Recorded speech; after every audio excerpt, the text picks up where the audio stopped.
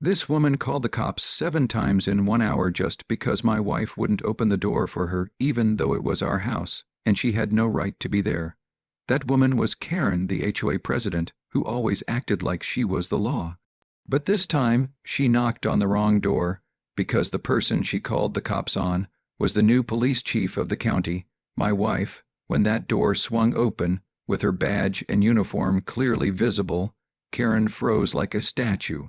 But that wasn't the end of it. That small incident led to a massive investigation, and Karen's obsession with control accidentally exposed a huge conspiracy, fake property lines, millions of dollars, and corruption across 17 neighborhoods. Come in, Karen? If you're watching this, just know right now, I'm sitting in the courtroom watching you scream and cry, pointing at me and yelling, "She ruined my life." Let me take you back to how it all started. It was a Tuesday morning, 3 weeks ago. I'm Marcus Thornfield, a freelance architect who spends most days designing dream homes while sitting at my kitchen table in yesterday's t-shirt. My wife, Deanna, had just started as the county's police chief 2 weeks earlier. That morning, she had an early meeting with the mayor, so I was home alone, deep into some blueprints, when the doorbell rang. Not just rang, it had that aggressive, impatient tone that screams someone's already having a bad day. Through the peephole, I saw her, Marlene Blackwood, though everyone knew her as Karen, our HOA president. She treated her position less like community management and more like running a personal dictatorship. She stood there in her usual armor, crisp pantsuit, perfectly styled hair, and that smug, self-righteous expression she wore every time she was about to ruin someone's day. Behind her stood a locksmith, toolbox in hand. That should have been my first red flag. I opened the door, leaving the chain lock on. "Can I help you, Mrs. Blackwood?" Karen's face shifted into official business mode. "Mr. Thornfield," she said, "I'm here on official HOA business regarding violations that require immediate inspection. I need access to your property to document violations and ensure compliance with emergency safety protocols." The locksmith shuffled awkwardly, avoiding eye contact. Something felt very off. "What violations?" I asked, genuinely confused. Our house was one of the best maintained on the block. Karen pulled out a thick folder of documents: unauthorized structural modifications, improper storage, zoning violations, permit failures. She said, flipping through pages. "According to Section 47B of the revised HOA guidelines, I have emergency inspection authority." But I'd read the HOA agreement. In fact, I helped design renovations for 3 neighborhood homes. There was no Section 47B. She was completely making this up. "Mrs. Blackwood," I said calmly, "I think there's been a mistake. We haven't made any modifications that need permits. I'm not aware of any violations. Maybe we can schedule a proper time when my wife is home to discuss this." That's when Karen's polite mask dropped. Rage flashed across her face. "Your wife," she spat like it was a curse word. "Your wife has been ignoring my calls and refusing HOA correspondence for weeks. This kind of disrespect is destroying this community, and I won't tolerate it." She turned to the locksmith. "We're proceeding with the emergency inspection. Start with the front door lock." The locksmith looked uncomfortable. "Ma'am, I can't do this without homeowner consent, and this paperwork doesn't look like a court order." Karen snapped. "Are you questioning my authority? I am the duly elected HOA president. I have every right to protect this community from people who ignore the rules." She pulled out her phone dramatically. "If you won't help me, I'll call the police and report obstruction of official HOA business." "You're free to call the police if you believe there's been a crime," I said, still calm, "but I'm not letting anyone into my house without legal authority, and this is not how HOA inspections work." I looked at the locksmith. "Sir, changing locks on someone's home without consent is illegal, no matter what paperwork she has." The locksmith immediately backed away. "Sorry, lady, this isn't what I signed up for." He walked back to his van. Karen lost it. Her calm, in-control image completely crumbled. She started shouting while, dyed and red-faced, "You people think you can move into our neighborhood and ignore everything we've built," she screamed, loud enough for the whole street. "I've seen your kind before, people who think the rules don't apply to them. People who think they can take whatever they want." She fumbled with her phone, hands shaking. "Fine, I'm calling the police, and we'll see how smug you are when they drag you out in handcuffs." I had no idea this was just the beginning. I didn't know there were 6 other families she had harassed, or that she'd been manipulating property lines and using fake documents. I didn't know millions of dollars were involved. And I definitely didn't know that Eleanor Finch, our neighbor across the street, had been watching everything from her window, taking notes and recording the whole thing. Karen made her first 911 call and claimed I had threatened her. I was just standing there, thinking about how I'd explain this to Deanna, but Karen wasn't done. She hung up and started dialing again, with even more anger. 23 minutes later, a police cruiser pulled up. I watched from the window as Karen paced around my front yard like a caged animal, loudly talking on the phone, probably to the other HOA board members. 2 officers stepped out: Officer Bradley, who looked barely out of the academy, and Officer Chen, a bit older but still new. I could see Karen instantly flip into drama mode. "Officers, thank God you're here," she said with a trembling voice that deserved an acting award. "I've been threatened and verbally assaulted by the man in that house just for doing my duties as HOA president. I fear for my safety." She even had a tissue, dabbing her eyes like a pro. "His wife has been completely uncooperative with HOA business," she added, "and when I came to perform a legally mandated inspection, he became violent and threatening. I stepped outside before that fiction could go any further." "Officers, I'm Marcus Thornfield," I said. "I live here." Mrs. Blackwood came to my door with a locksmith, demanding entry to my home, claiming emergency authority that doesn't exist in our HOA agreement. When I politely declined and asked Karen to schedule a proper meeting, she became increasingly agitated and called the police. Officer Bradley looked between Karen and me, clearly trying to process the situation. "Sir, do you have some identification we could see?" he asked, his hand instinctively moving toward his radio. That's when Mrs. Eleanor Finch appeared, moving with surprising speed for a 72-year-old woman. "Officers, I've been watching this entire situation unfold from my window," she announced in that crisp, no-nonsense voice that immediately commanded attention. Eleanor had been our neighbor for 30 years, a retired architect who'd helped design half the original homes in Oakwood Heights. "Mrs. Blackwood has been harassing multiple families in this neighborhood using the same tactics for months," Eleanor continued. "Just last week, she pulled the same stunt on the Johnsons over on Maple Street, claiming they needed emergency inspections and bringing strangers to their property." Karen's face went through several shades before settling on a bright, angry red. "Mrs. Finch, you're confused about the situation. This is official HOA business, and I don't appreciate your interference in legal proceedings." But Eleanor wasn't backing down.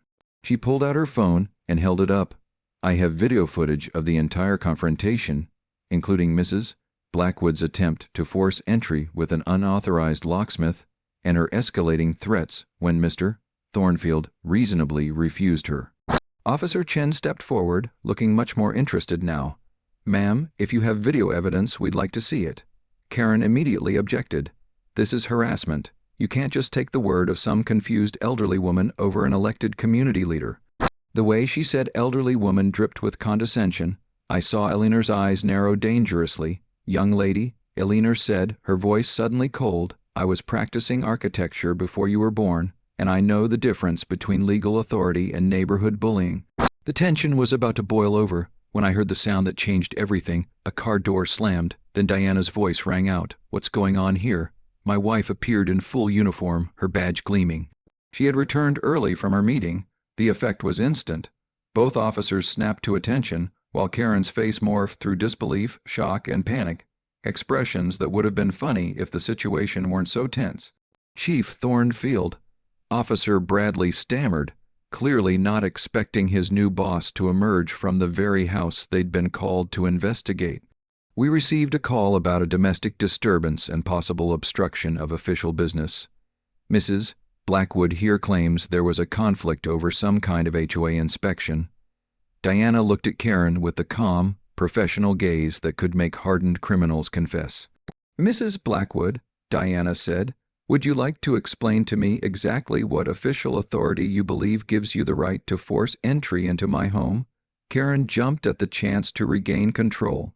"Chief Thornfield, surely you understand the importance of community standards and regulations, As the HOA president, I have responsibilities to ensure all residents comply with guidelines. The fact that you're married to this man is a clear conflict of interest. I demand you recuse yourself and bring in outside officers. But Karen made a crucial mistake. Instead of stepping back, she doubled down. This is exactly what I was talking about, she announced loudly, pulling out her phone again. Police corruption and abuse of power. Right here in our neighborhood. Everyone needs to see this. She started recording, pointing the phone at Diana. I'm being intimidated by a police chief who's protecting her husband from legitimate legal proceedings. This is the kind of corruption that's destroying our communities. Eleanor stepped closer to the officers, her voice steady and filled with authority. Gentlemen, I've lived in this neighborhood for 3 decades. I've watched Mrs.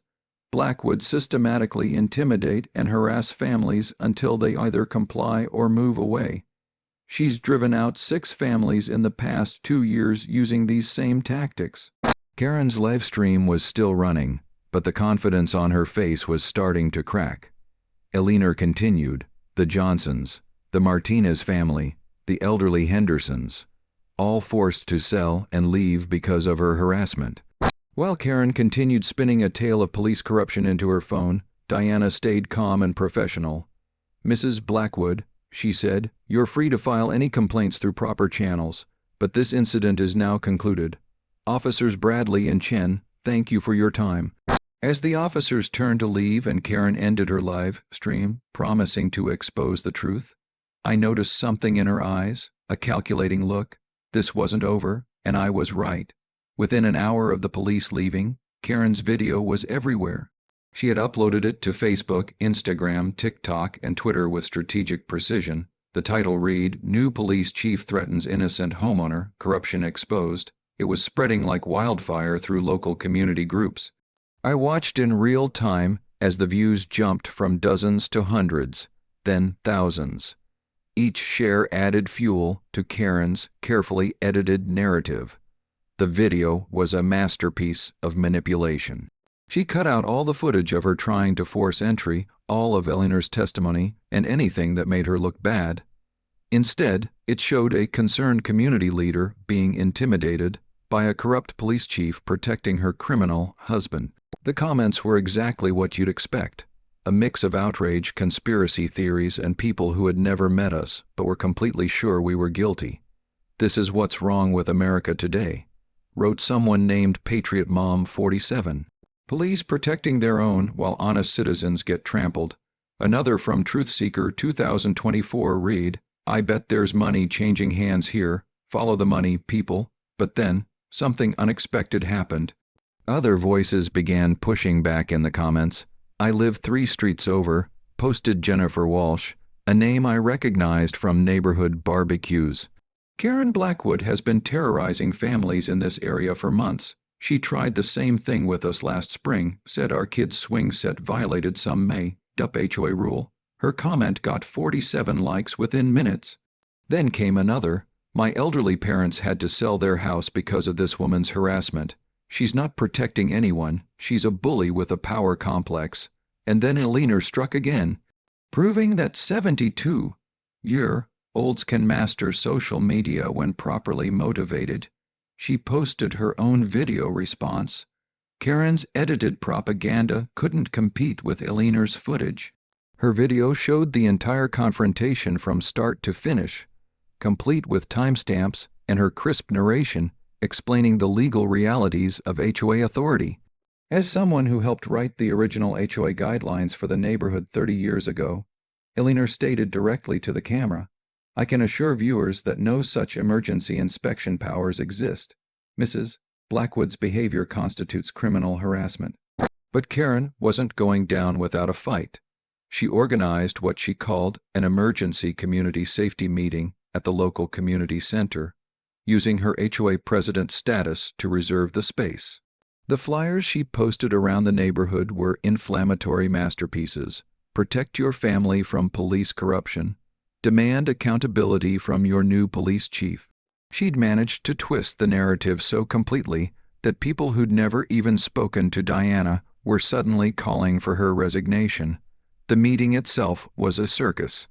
Karen had packed the room with her supporters, mostly older residents who'd bought into her fear, mongering about property values and community standards. She stood at the front of the room like a general addressing her troops, her voice filled with the same righteous indignation I'd seen at my front door.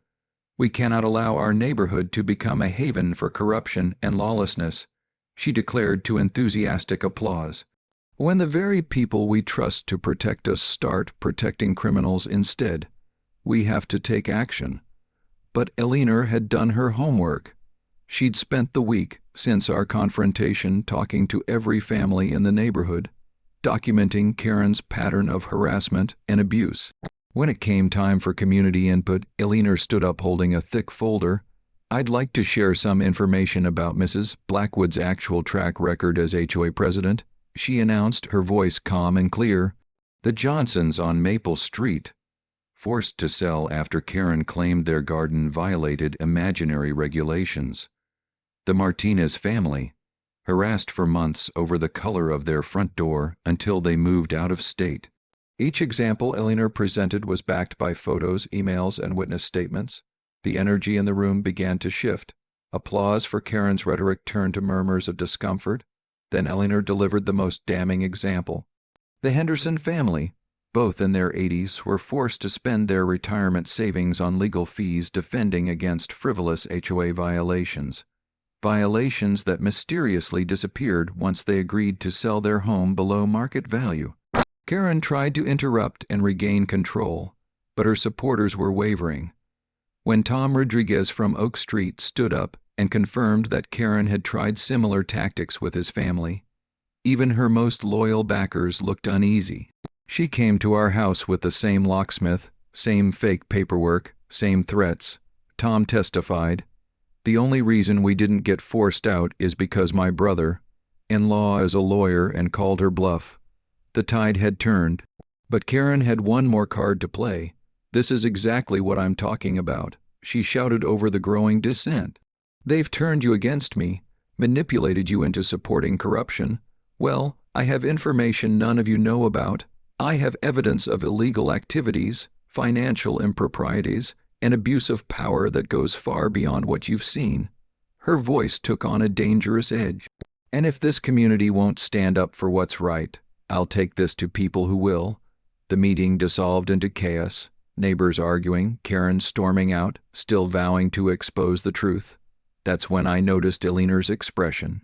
She grabbed my arm as we left the community center. "Marcus, we need to talk privately," she said quietly. "There's something about Karen that you and Diana need to know, something I discovered when I was researching property records for tonight's presentation." Her expression was grim.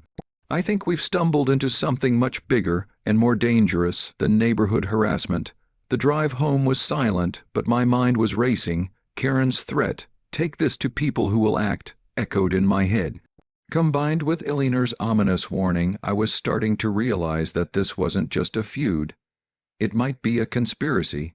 The next morning, Elinor invited Diana and me over for coffee. But this wasn't a social visit.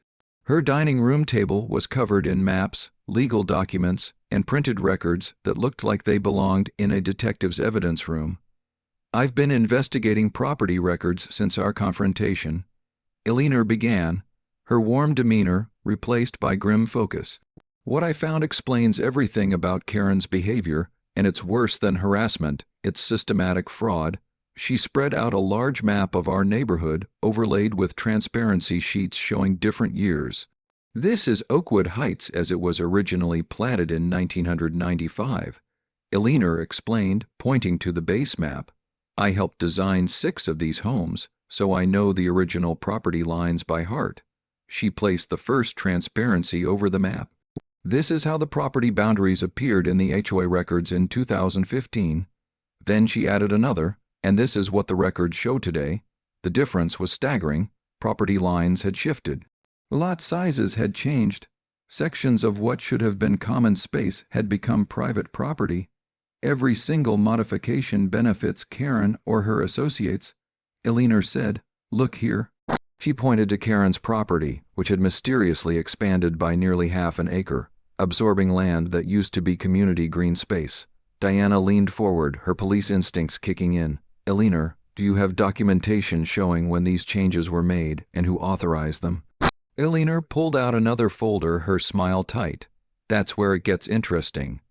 Every single change had been approved during emergency HOA meetings that most residents never knew about. Technically legal, but deeply deceptive.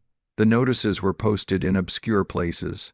A bulletin board behind the pool maintenance shack, classified ads in unread local newspapers, and emails sent to outdated contact lists. They followed the letter of the law, but violated its spirit in every possible way. Eleanor said, Karen's been running these phantom meetings for 8 years, redistributing land and property boundaries to benefit herself and a small circle of allies. But the real bombshell hadn't come yet. Eleanor pulled out a manila envelope marked confidential and spread the contents across the table. Bank statements, wire transfer records, corporate ownership documents. Karen isn't working alone. Eleanor said quietly. She's partnered with a development company called Summit Properties LC. They've been buying up the homes of families like the Johnsons and the Martinses, always at below market value. Diana picked up one of the documents, her face darkening. This shows Summit bought the Henderson property for 60% of its assessed value, she said, then flipped it for full market price. Eleanor nodded, and if you follow the money, through the holding companies and shell corporations, you get to the real owner. She paused. Richard Blackwood, Karen's ex-husband. The pieces were clicking into place with sickening clarity. So Karen harasses families until they're desperate to sell, I said slowly. Then they sell cheap to Summit, which is secretly controlled by her ex-husband, and the property is sold at full value. They split the profits. Eleanor's expression turned even more serious. It's worse than that. Look at this. She handed us a surveyor's report. When Karen was so desperate to get into your house, Marcus, she wasn't looking for HOA violations. She took a breath. She was looking for your father's original architectural plans. Eleanor's voice dropped to almost a whisper. Your father designed this entire neighborhood, and his plans are the only remaining documentation of the true property boundaries. With those plans, someone could prove that every single property modification Karen has made over the past 8 years is fraudulent. Diana was already reaching for her phone. This is evidence of conspiracy, fraud, and possibly RICO violations. We need to contact the FBI immediately. But Eleanor held up a hand. There's more. Yesterday, when I was researching the corporate connections, I discovered something that explains why Karen was so confident about her fake emergency powers. She pulled out another document that made Diana's face go pale. Agent Rodriguez, FBI Financial Crimes Division. Diana read from the business card clipped to the document. He contacted me 6 months ago, Eleanor said. Her voice was steady, but her hands trembled slightly. The Bureau has been investigating a multi-state real estate fraud ring. Summit Properties isn't just operating here in Oakwood Heights. They're part of a network that's been systematically defrauding homeowners across 17 different communities in 5 states. The room fell silent as the implications sank in. The FBI has been building a case, but they needed proof of the original property boundaries to demonstrate the fraud. Eleanor continued. Agent Rodriguez asked me to be an informant because of my architectural background and long-term residence. I've been documenting Karen's activities for months, but I never imagined the scope was this large. Diana stood up, her police chief authority taking over. Eleanor, we need to contact Agent Rodriguez immediately.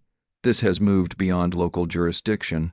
But just as she reached for her phone, we heard the sound that made our blood freeze. Car doors slamming outside, followed by heavy footsteps on Eleanor's front porch.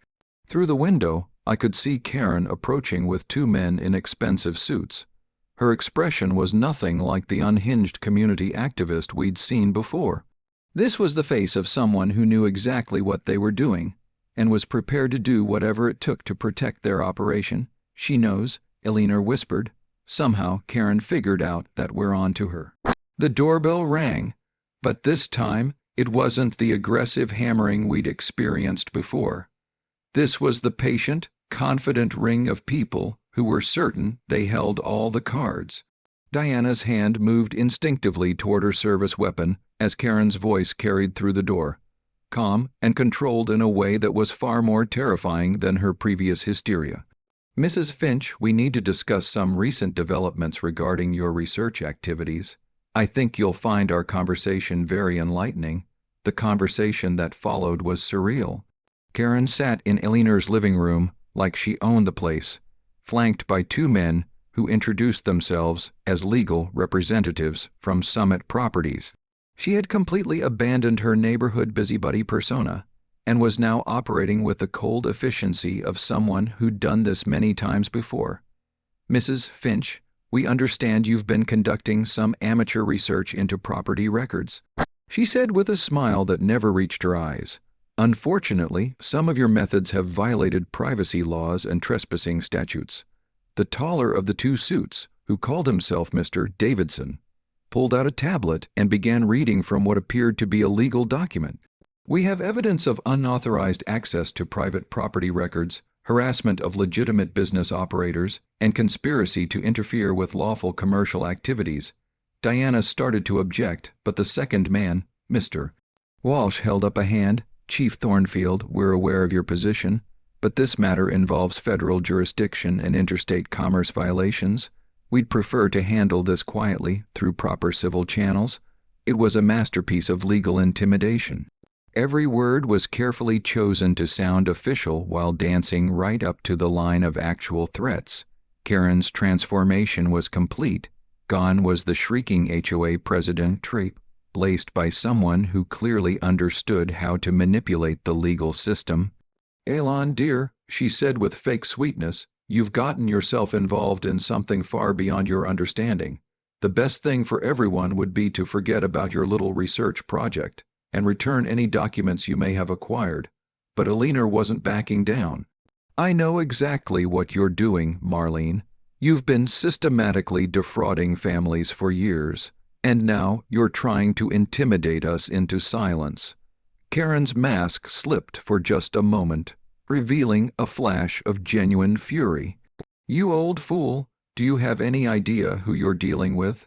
This operation spans 5 states and involves people with resources you can't imagine." That's when everything went sideways. Diana's phone rang. Caller ID showed FBI Agent Rodriguez. His voice was tense. "Chief Thornfield, we have a situation. We've just arrested Agent Morrison from our field office for leaking information to targets of our investigation. We have reason to believe your location has been compromised. You need to evacuate immediately." The two suits exchanged glances, and Karen's confident expression faltered slightly. Mr. Davidson stood up smoothly. "I think we've covered everything we need to discuss today, Mrs. Finch. We trust you'll consider our conversation carefully."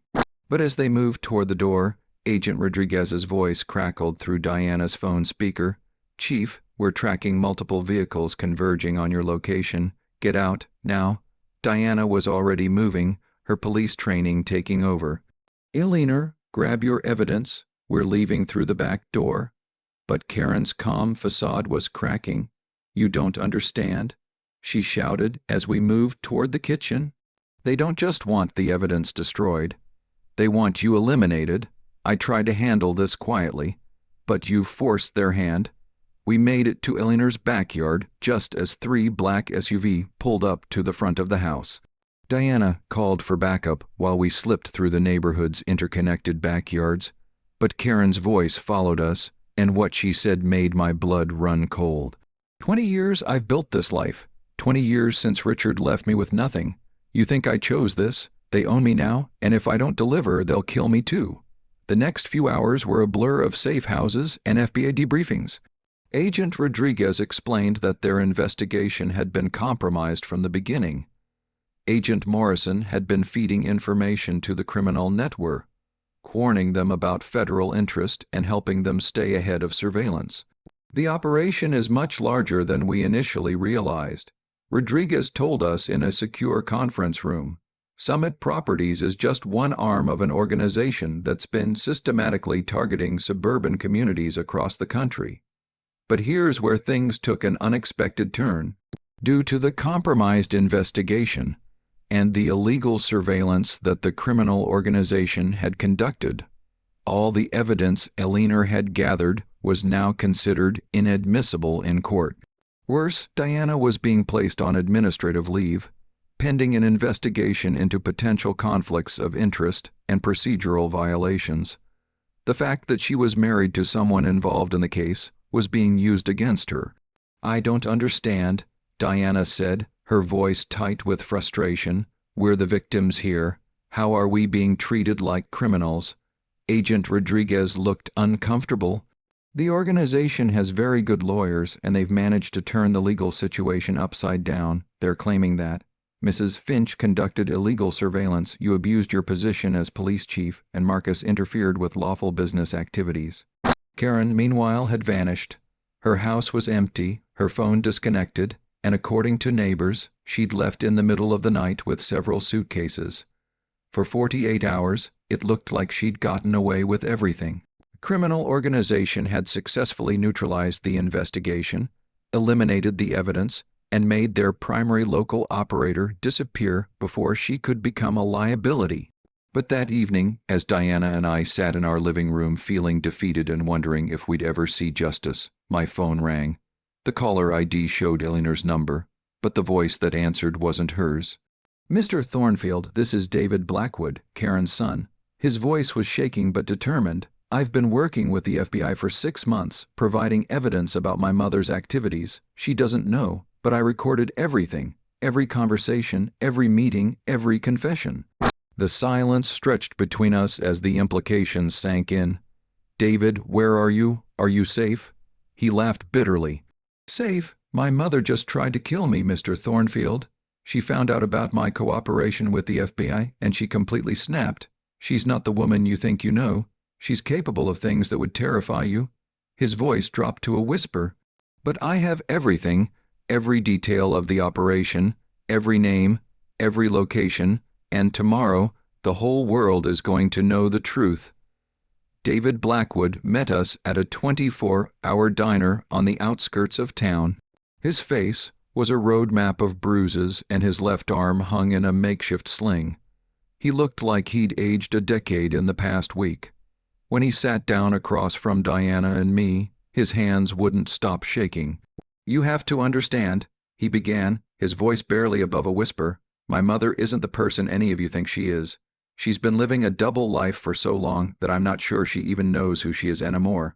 He pulled out a small digital recorder and placed it on the table between us. 6 months ago, Agent Rodriguez approached me. They'd been investigating Summit properties and traced some connections back to my father and mother. I thought it was a mistake at first. I mean, my mom's crazy about HOA rules and neighborhood drama, but a criminal, it seemed impossible. David gave a bitter, hollow laugh.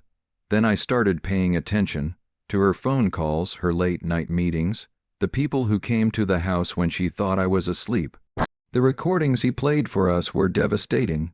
Karen's voice, crystal clear, discussing property fraud, intimidation tactics, and what she euphemistically called permanent solutions for people who wouldn't cooperate. "The Henderson family is becoming a problem." Her voice crackled through the speaker. "They're asking too many questions about the survey discrepancies. We need to accelerate their timeline." Another voice, older and more gravelly, responded, "How accelerated are we talking? Financial pressure or something more direct?" "That's Vincent Caruso," David explained, pausing the recording. "He runs the entire Eastern Seaboard operation. Summit Properties is just one of dozens of shell companies they use. They've been systematically targeting suburban communities for over 15 years, using local operatives like my mother to identify vulnerable properties and pressure families into selling." Diana leaned forward, her cop instincts fully engaged despite her suspension. "David, these recordings could put dozens of people in federal prison. Why haven't you turned them over to the FBI already?" David's expression darkened. "Because 3 days ago, I discovered that Agent Morrison wasn't the only FBI informant working for Caruso's organization. There's someone higher up, someone with access to witness protection protocols and safe house locations. When I told Agent Rodriguez about my suspicions, he went pale and told me to disappear until he could verify the leak. He ran his uninjured hand through his hair. That night, my mother came home with Vincent and 2 other men. They weren't there to talk. The story David told us was chilling. Karen had discovered his cooperation with the FBI through corrupted channels within the Bureau itself. Her reaction wasn't maternal disappointment or even anger. It was cold, calculated fury. She looked at me like I was a stranger. David said quietly, like I was just another obstacle to be removed. That's when he realized that whatever his mother had become, there was no trace left of the woman who used to read him bedtime stories. The attack had been swift and brutal. Vincent's men had held David while Karen methodically searched his room for recording equipment and evidence. She found my backup drives, David continued, but what she didn't know is that I'd been uploading everything to a secure cloud server that Agent Rodriguez set up. Every conversation, every meeting, every confession, it's all there, time-stamped and GPS-tagged. But Karen's transformation went even deeper than anyone had realized. David played another recording, this one from just 2 days earlier. Karen's voice was different now, stripped of any pretense of neighborhood concern or community leadership. Vincent, the FBI knows about the 17 communities. They have maps, financial records, everything. We need to implement the Scorched Earth Protocol. Vincent's response was immediate. How many witnesses are we talking about? Karen's answer made my blood freeze. 7 primary targets, including my son, the old woman, the police chief, her husband, and the 3 families who have been feeding information to the feds. Diana's face had gone white. David, are you saying they're planning to kill all the witnesses? David nodded grimly. Tonight, Vincent brought in a crew from out of state. They're professionals, and they are going to make it look like a series of random break-ins gone wrong. My mother gave them addresses, schedules, security codes, everything they need. He looked directly at me. Mr. Thornfield, they know Diana's been suspended and stripped of her weapon. They know Eleanor lives alone. They think you're all sitting ducks. But David had one more revelation, one that changed everything. There's something else, he said, pulling out a thick manila envelope, while they were beating me, trying to get me to reveal where I'd hidden the evidence. My mother started ranting about why she'd gotten involved with Caruso's people in the first place. He opened the envelope and spread out documents that made Diana gasp. She didn't just marry my father, Richard, she killed him. The death certificate listed Richard Blackwood's cause of death as accidental drowning. But the documents David had uncovered told a very different story. Insurance policies taken out months before his death, life insurance that Karen had fought to collect despite their pending divorce. And most damning of all, a recording of Karen confessing to Vincent how she handled the Richard problem years earlier. She drugged him and pushed him into the lake. David said flatly. She discovered that he was planning to expose the property fraud scheme to federal authorities, so she eliminated him and made it look like an accident. That's when Vincent's people recruited her fully. They had evidence of the murder, so she couldn't refuse their demands. David's voice cracked. I've been living with my father's killer for 10 years, thinking she was just an obsessive perfectionist. As David finished his story, my phone buzzed with a text message from an unknown number. Marcus, this is Eleanor. They cut my power and phone lines. I can see men surrounding my house. If you get this message, don't come home. They're waiting for you too. Diana was already moving, reaching for her backup weapon despite her suspension. We need to call Agent Rodriguez immediately, she said, but David shook his head. Rodriguez is dead. They killed him this afternoon and made it look like a car accident. The diner suddenly felt very small and very exposed. Through the windows, I could see black SUV pulling into the parking lot, and David's face went ashen. They found us, he whispered. Vincent always said, there's nowhere you can run when you betray the family. Diana grabbed the recorder and the evidence envelope. Is there a back exit? But even as we moved toward the kitchen, I could see more vehicles surrounding the building. Karen's voice echoed in my memory from the recordings. Sometimes the only way to solve a problem permanently is to make sure there are no witnesses left to tell the story. What happened next proved that sometimes the cavalry does arrive just when you need it most. As Vincent's men closed in on the diner, the parking lot suddenly lit up like Times Square. FBI tactical vehicles, local police units, and federal marshals swarmed the area with military precision.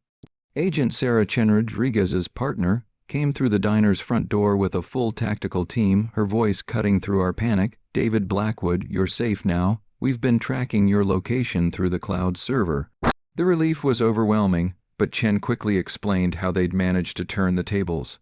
"Agent Rodriguez faked his death this afternoon. With our help, we suspected there was a high-level leak, so we set up a fake assassination to flush out the remaining informants." Through the diner windows, I could see Vincent Caruso being dragged out of one of the SUV in handcuffs, his professional composure finally cracking. "Your recordings," Chen said to David, "gave us everything we needed to identify the entire network." But the most satisfying moment came when they brought Karen in. Gone was any pretense of suburban respectability. She looked exactly like what she was, a cornered criminal who'd run out of options and allies. When she saw David sitting safely with us, her mask finally slipped completely. "You ungrateful little bastard," she screamed, lunging toward our table before two agents restrained her. "I gave you everything. I built this life for us, and you destroyed it all." David's response was quiet but devastating. "You didn't build anything, Mom. You stole it. From Dad, from our neighbors, from everyone who trusted you." Karen's face went through a series of expressions that would have been fascinating if they weren't so disturbing. Rage, denial, self-pity, and finally a kind of broken confusion as she realized that even her son saw her for what she truly was. The trial took place 6 months later, and it was everything you'd hope for in terms of justice being served. The federal courthouse was packed with representatives from all 17 communities that had been victimized by the fraud ring. Families who'd lost their homes, elderly couples who'd been terrorized into selling, and dozens of people whose lives had been disrupted by Karen's systematic harassment campaign. Eleanor, now 73 and sharper than ever, had organized what she called the Coalition of Common Sense, and they'd all come to watch justice finally prevail. Karen's legal team tried everything. They claimed she was a victim herself, coerced by Vincent's organization after her husband's death. They argued temporary insanity, diminished capacity, and even attempted to paint her as a whistleblower who'd been gathering evidence to expose the fraud ring. But David's recordings were devastating. Hour after hour of Karen's voice, coldly planning harassment campaigns, discussing permanent solutions for uncooperative neighbors, and bragging about how she'd handled the Richard problem. The prosecution painted a picture of a woman who'd started with legitimate grief over her husband's betrayal, but had gradually been corrupted by greed and power until she became something monstrous. Karen Blackwood didn't stumble into this criminal organization. The prosecutor stated during closing arguments, she enthusiastically joined it, became one of its most effective operators, and when her own son tried to stop her, she was prepared to have him killed. When the verdict came back, Karen was facing the judge for 31 felony counts: conspiracy, fraud, racketeering, conspiracy to commit murder, and the big one, first-degree murder in the death of Richard Blackwood. The jury had deliberated for less than 3 hours. As each guilty verdict was read, I watched Karen's expression change, from defiance to desperation to something that looked almost like relief. Judge Martinez, a stern woman who'd seen too many cases like this, didn't mince words during sentencing. "Mrs. Blackwood, you systematically terrorized innocent families, destroyed communities, and betrayed every trust placed in you. You turned neighborhood leadership into a criminal enterprise, and showed no remorse until you were caught." Karen received life imprisonment without the possibility of parole, plus an additional 25 years for the fraud conspiracy. But the real victory wasn't just Karen's conviction. Vincent Caruso's entire network collapsed like a house of cards. Federal raids across 5 states netted 43 arrests, recovered over $12 million in fraudulent property transfers, and, most importantly, provided restitution for hundreds of families who'd been victimized. Diana was not only reinstated, but also received a commendation for her role in exposing the corruption. Eleanor became something of a local celebrity, using her experience to help other communities identify and combat similar fraud schemes. David entered witness protection initially, but eventually returned to help families reclaim their properties using his insider knowledge of the organization's methods. The 17 communities affected by the fraud ring each received federal grants to hire independent auditors and review all property transfers from the past decade. As for me, I got back to designing houses instead of investigating criminal conspiracies. Diana and I learned to appreciate our quiet neighborhood evenings, though we both still tense up when someone knocks unexpectedly. The community garden that now sits where Karen's house used to be has become a symbol of what neighborhoods can accomplish when people work together, instead of allowing themselves to be divided by fear and manipulation. The most important lesson from this whole experience is that communities are strongest when neighbors look out for each other, rather than blindly trusting authority figures who might have hidden agendas. Eleanor proved that age and experience matter. David showed that courage can come from the most unexpected places, and together, we demonstrated that ordinary people can stand up to sophisticated criminal organizations when they refuse to be intimidated. Sometimes, justice does prevail, especially when good people decide they've had enough of being pushed around. If you enjoyed hearing about how we took down Karen and her criminal network, please like this video and subscribe to HOA Stories for more real life tales of ordinary people fighting back against extraordinary circumstances. These stories matter because they remind us that standing up for what's right isn't just the responsibility of law enforcement or government officials. It's something every one of us can and should do when we see injustice in our communities.